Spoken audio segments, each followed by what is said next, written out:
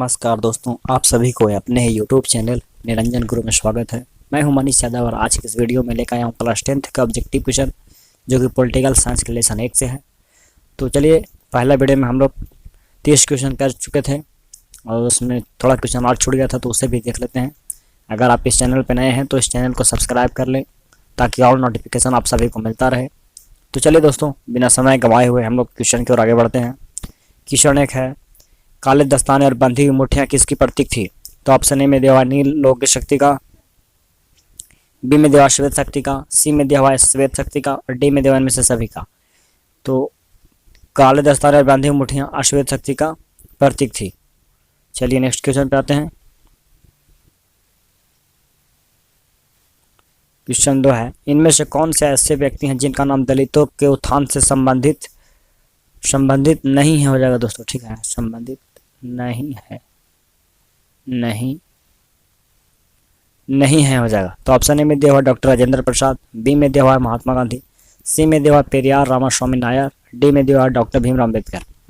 तो जो हम लोग जानते हैं दोस्तों कि महात्मा गांधी दलितों के उत्थान से संबंधित हैं, पेरियार रामास्वामी नायर भी संबंधित हैं और डॉक्टर भीमराव अम्बेडकर भी संबंधित हैं, लेकिन जो डॉक्टर राजेंद्र प्रसाद हैं वो दलितों के उत्थान से संबंधित नहीं है, इसलिए इसका उत्तर हो जाएगा डॉक्टर राजेंद्र प्रसाद। चलिए नेक्स्ट क्वेश्चन पे आते हैं। निम्न में से कौन से ऐसे देश को धर्म एवं जाति के आधार पर विखंडन होना पड़ा? कहता है कौन सा ऐसा देश को धर्म एवं जाति के आधार पर विखंडन यानी कि अलग होना पड़ा? तो ऑप्शन ए में दिया हुआ चीन, बी में दिया हुआ है भारत, सी में दिया हुआ है श्रीलंका और डी में दिया हुआ यूगोस्लाविया। तो इसका उत्तर हो जाएगा दोस्तों यूगोस्लाविया। यूगोस्लाविया एक ऐसा देश है जिसको धर्म एवं जाति के आधार पर विखंडन होना पड़ा। चलिए नेक्स्ट क्वेश्चन पे आते हैं। सत्ता में साझेदारी की एक अनूठी एवं सर्वोत्तम प्रणाली किस देश में विकसित की गई है? तो ऑप्शन ए में दिया हुआ है श्रीलंका, बी में दिया हुआ है नेपाल, सी में दिया हुआ है भारत और डी में दिया हुआ है बेल्जियम। तो इसका सही उत्तर है दोस्तों बेल्जियम। बेल्जियम में सत्ता में साझेदारी की एक अनूठी एवं सर्वोत्तम प्रणाली विकसित की गई है। नेक्स्ट क्वेश्चन पे बढ़ते हैं दोस्तों। नॉर्मन स्वेत कौन थे? तो नॉर्मन स्वेत एक ऑस्ट्रेलियाई थे, इसका उत्तर हो जाएगा ऑस्ट्रेलियाई। नेक्स्ट क्वेश्चन पे आते हैं। राजनीति में स्वर्ण जातियों का वर्चस्व कब तक रहा? भारत की राजनीति में स्वर्ण जातियों का वर्चस्व कब तक रहा? तो ऑप्शन ए में दिया 1967 तक, बी में दिया हुआ 1966 तक, सी में दिया हुआ 1965 तक और डी में दिया हुआ 1969 तक। तो इसका सही उत्तर हो जाएगा दोस्तों 1967 तक, यानी कि भारत की राजनीति में स्वर्ण जातियों का वर्चस्व 1967 तक रहा। नेक्स्ट क्वेश्चन पे आते हैं दोस्तों। हमारे संविधान के 3य भाग में किसका निषेध किया गया है? तो ऑप्शन ए में दिया हुआ व्यक्तिगत को, बी में दिया हुआ जातिगत, सी में दिया हुआ इनमें से दोनों और डी में दिया हुआ इनमें से कोई नहीं। तो इसका सही उत्तर हो जाएगा दोस्तों जातिगत, यानी कि हमारे संविधान के 3य भाग में जातिगत का निषेध किया गया है। नेक्स्ट क्वेश्चन पे आते हैं। श्रीलंका में सिंहली भाषा को एकमात्र राजभाषा कब घोषित किया गया? तो ऑप्शन ए में 1956 में, बी में 1965 में, सी में दिया हुआ 1966 में और डी में दिया 1960 में। तो इसका सही उत्तर हो जाएगा दोस्तों 1956 में, यानी कि श्रीलंका में सिंहली भाषा को एकमात्र राजभाषा 1956 में घोषित किया गया था। चलिए नेक्स्ट क्वेश्चन पे आते हैं। श्रीलंका में कौन सा धर्म को स्वीकारा गया है? तो ऑप्शन ए में दिया हुआ इस्लाम धर्म को, बी में दिया हुआ ईसाई धर्म को, सी में दिया हुआ बौद्ध धर्म को और डी में दिया इनमें से कोई नहीं। तो श्रीलंका में बौद्ध धर्म को स्वीकारा गया है, इसलिए इसका उत्तर हो जाएगा बौद्ध। नेक्स्ट क्वेश्चन पे आते हैं। पाकिस्तान में कौन सा धर्म को स्वीकारा गया है? तो ऑप्शन ए में दे रहा है ईसाई धर्म, बी में दे रहा है बौद्ध धर्म, सी में दिया हुआ है इस्लाम धर्म और डी में दिया हुआ है जैन धर्म। दोस्तों हम लोग जानते हैं कि पाकिस्तान में इस्लाम धर्म को स्वीकारा गया है। ये सब क्वेश्चन पूछ सकता है ऑब्जेक्टिव, ठीक है, ध्यान दीजिएगा। नेक्स्ट क्वेश्चन पे आते हैं। इंग्लैंड में कौन सा धर्म को स्वीकारा गया है? तो ऑप्शन ए में है हिंदू, बी में है इस्लाम, सी में है ईसाई और डी में है जैन। तो इंग्लैंड में ईसाई धर्म को स्वीकारा गया है दोस्तों। चलिए नेक्स्ट क्वेश्चन पे आते हैं। भारत में कृषि कार्य क्षेत्र में महिलाओं की कुल भागीदारी कितना प्रतिशत है?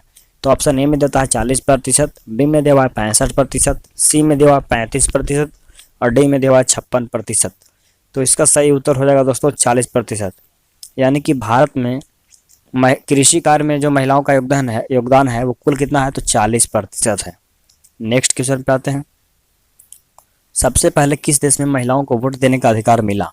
तो ऑप्शन ए में दिया हुआ है भारत को, बी में दिया हुआ है जापान के महिला को, सी में दिया हुआ है इंग्लैंड के महिला को और डी में दिया हुआ है अमेरिका के महिला को। तो इसका उत्तर हो जाएगा दोस्तों इंग्लैंड के। सबसे पहले किस देश में महिलाओं को वोट कर देने का अधिकार मिला? तो इंग्लैंड की महिला को। अगर पूछे कि कब मिला तो सन 1918 ईस्वी में मिला था। ठीक है, चलिए नेक्स्ट क्वेश्चन पे आते हैं। ग्रेट ब्रिटेन में कितने प्रतिशत महिलाएं प्रतिनिधि हैं? तो ऑप्शन ए में दिया हुआ है 19.3%, बी में दिया हुआ 20.6%, सी में दिया हुआ 23.5% और डी में दिया हुआ है 24.5%। तो इसका सही उत्तर रहेगा दोस्तों 19.3%। यानी कि ग्रेट ब्रिटेन में कितने प्रतिशत महिलाएं प्रतिनिधि हैं? तो 19.3%। नेक्स्ट क्वेश्चन पे आते हैं। श्रीलंका की राजधानी कहाँ है? तो श्रीलंका की राजधानी कोलंबो है दोस्तों। ठीक है, कोलंबो। चलिए नेक्स्ट क्वेश्चन पे आते हैं। पाकिस्तान की राजधानी कहाँ है? तो ऑप्शन ए में दे रहा है बीजिंग, बी में दे रहा है टोक्यो, सी में दे रहा है इस्लामाबाद और डी में दे रहा है इनमें से कोई नहीं। तो इसका सही उत्तर हो जाएगा दोस्तों इस्लामाबाद। पाकिस्तान की राजधानी कहाँ है? तो इस्लामाबाद में। नेक्स्ट क्वेश्चन पे आते हैं। इंग्लैंड की राजधानी कहाँ है? तो ऑप्शन ए में दे रहा है ढाका, बी में दे रहा है कैनबरा, सी में दे रहा है लंदन में, बी में दे रहा है काबुल में। तो इंग्लैंड की राजधानी कहाँ है? लंदन में। ठीक है, नेक्स्ट क्वेश्चन पे आते हैं। अमेरिका में चलाए गए नागरिक अधिकार आंदोलन का मुख्य उद्देश्य क्या था? तो ऑप्शन ए में दे रहा है नस्ल आधारित भेदभाव मिटाना, बी में दे रहा है धर्म आधारित भेदभाव मिटाना, सी में दिया हुआ है क्षेत्र आधारित भेदभाव मिटाना और डी में दिया हुआ है भाषा आधारित भेदभाव मिटाना। तो इसका सही उत्तर हो जाएगा दोस्तों नस्ल आधारित भेदभाव मिटाना। अमेरिका में जो नागरिक आंदोलन चलाया गया था वो इसलिए कि नस्ल आधारित भेदभाव को मिटाने के लिए चलाया गया था। तो चलिए नेक्स्ट क्वेश्चन पे आते हैं। इनमें से कौन सा कथन भारत के संदर्भ में सही है? तो ऑप्शन ए में दिया हुआ है भारत एक विविध समुदायों का देश है, बी में दिया हुआ है भारत में धर्मनिरपेक्षता का सिद्धांत लागू है, सी में दिया हुआ है भारत में सौहार्द एवं भाईचारे के सिद्धांत को तरजीह दी जाती है और चौथा दिया इनमें से सभी कथन सही है। तो इसका उत्तर हो जाएगा दोस्तों इनमें से सभी, क्योंकि भारत एक विविध समुदायों का देश है, मतलब कि भारत में अनेक धर्मों के मानने वाले लोग रहते हैं यहाँ पे। दूसरा में दे रहा है कि भारत में धर्मनिरपेक्षता का सिद्धांत लागू है, तो भारत में हाँ, भारत में कोई भी व्यक्ति कोई भी धर्म को मानने का अधिकार दिया गया है, स्वतंत्र है कोई भी धर्म मानने के लिए। और तीसरा में बता रहा है कि भारत में धार्मिक सौहार्द एवं भाईचारे के सिद्धांत को तरजीह दी जाती है, तो ये भी होता है। और चौथा इनमें से सभी, तो इसका उत्तर हो जाएगा इनमें से सभी, यानी कि सभी जो ऑप्शन है वो सही है। तो चलिए नेक्स्ट क्वेश्चन पे आते हैं। इनमें से कौन सा कथन सही है? ऑप्शन ए में है सामाजिक विभाजन अधिकांशतः जन्म पर आधारित होता है, बी में दिया हुआ है सामाजिक विभाजन अधिकांशतः राजनीति पर आधारित होती है, सी में दिया हुआ है सामाजिक विभाजन अधिकांशतः आर्थिक पर आधारित होती है और डी में दिया हुआ है सामाजिक विभाजन अधिकांशतः पारिवारिक पर आधारित होती है। तो इसका उत्तर हो जाएगा दोस्तों सामाजिक विभाजन अधिकांशतः जन्म पर आधारित होती है। क्या? तो जन्म पर आधारित होती है दोस्तों, याद रखना। नेक्स्ट क्वेश्चन पे आते हैं।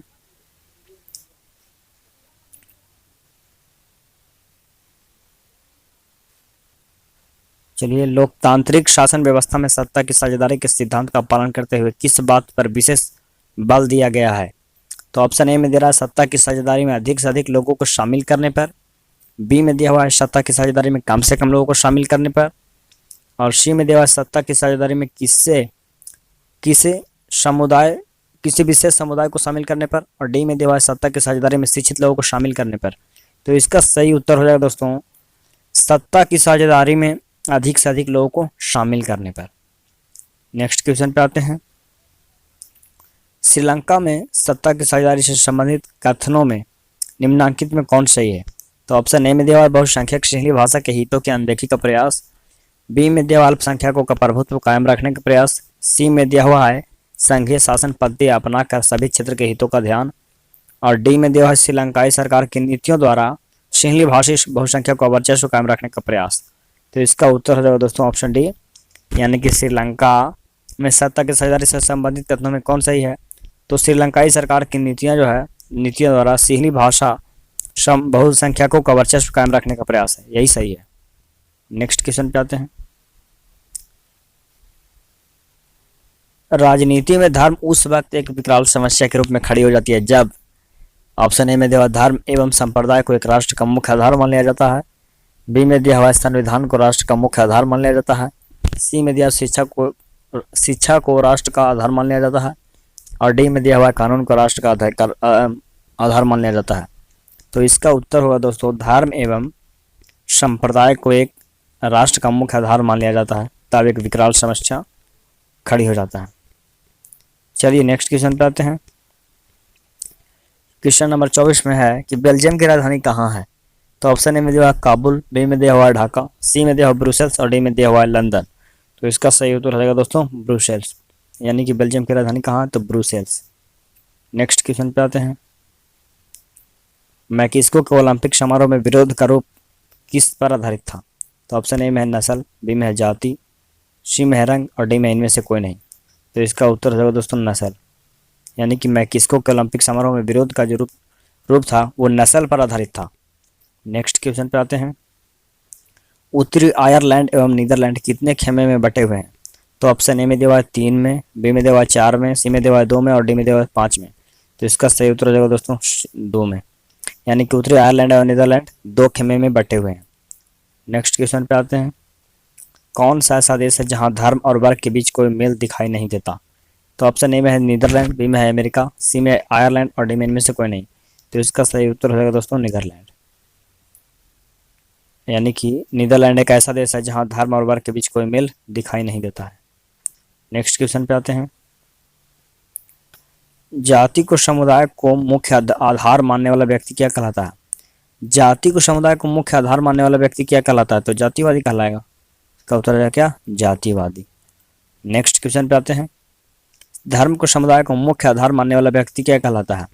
तो ऑप्शन ए में दिया हुआ नारीवादी, बी में दिया हुआ सांप्रदायिक, सी में दिया हुआ जातिवादी और डी में दिया हुआ धर्मनिरपेक्ष। तो इसका सही उत्तर हो जाएगा दोस्तों सांप्रदायिक। धर्म को समुदाय को मुख्य आधार मानने वाला व्यक्ति सांप्रदायिक कहलाता है। चलिए नेक्स्ट क्वेश्चन पे आते हैं। भारत की राष्ट्रीय भाषा क्या है? तो भारत की राष्ट्रीय भाषा क्या है? ऑप्शन ए में दिया हुआ है मराठी, बी में दिया हुआ है बांग्ला, सी में दिया हुआ है पंजाबी और डी में दिया हुआ है हिंदी। तो इसका सही उत्तर होगा दोस्तों हिंदी। तो धन्यवाद दोस्तों इस वीडियो को अंत तक देखने के लिए। इस चैनल को सब्सक्राइब कर लें ताकि ऑल सभी नोटिफिकेशन आप सभी को मिलता रहे, और वीडियो को शुरू से लेकर अंत तक जरूर देखें ताकि आप सभी को एग्जाम में सपोर्ट मिले।